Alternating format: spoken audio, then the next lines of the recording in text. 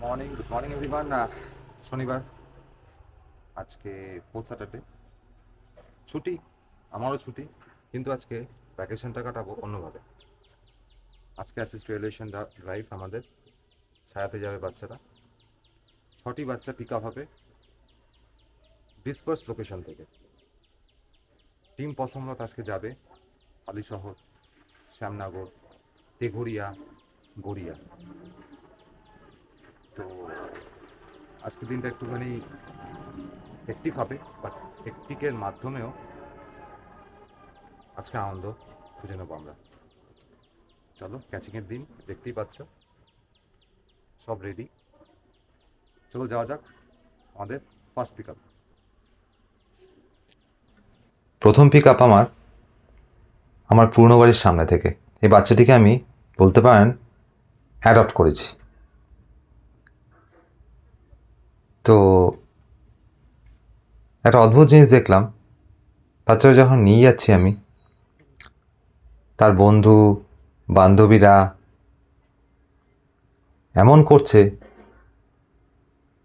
যেন তাদের শরীরে কোনো অঙ্গ আমি কেটে নিয়ে যাচ্ছি।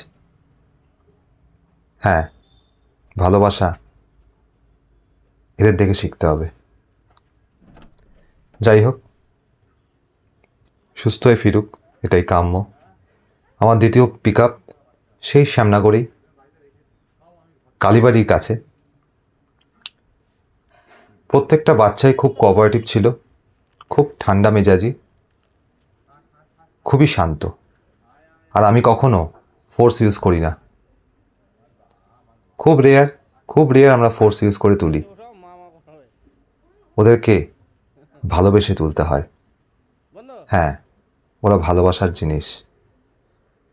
তাই আজকে প্রত্যেকটি বাচ্চাকে আমি খুব যত্ন সহকারে আদর করে নিয়েছি আমি গাড়িতে তুলে।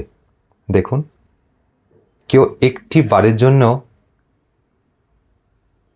অ্যাগ্রেসিভ হয়নি, কারো কোনো অবজেকশন নেই। যাই হোক, আমরা এগিয়ে চললাম আমাদের তৃতীয় গন্তব্যস্থলে, হালিশহর। শ্যামনগর থেকে 2টো বাচ্চা উঠল, বাকি একটা উঠবে হালিশহর। এই বাচ্চাটির সামনে একটা পা ডান দিকের ভাঙা আছে।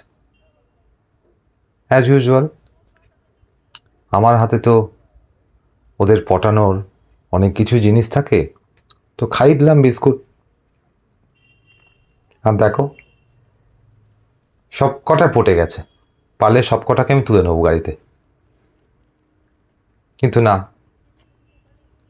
এই যে বাচ্চাটি শুয়ে আছে, এই বাচ্চাটির স্টেরিলাইজেশন হবে।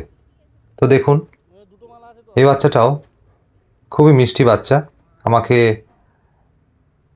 একদম পুরো অ্যালাউ করেছে।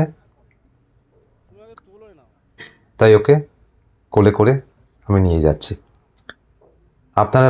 আপনাদের একটাই অনুরোধ, ওদের জনসংখ্যা কন্ট্রোল করার একটাই সায়েন্টিফিক আর বেস্ট উপায় হচ্ছে এবিসি, মানে স্টেরিলাইজেশন। ওদেরকে মেরে ফেলা, বীজ দেওয়া, দুচ্ছাই করে তাড়িয়ে দেওয়া, এক জায়গার বাচ্চা অন্য জায়গায় ছেড়ে দেওয়া, এটা কখনোই সলিউশন হতে পারে না।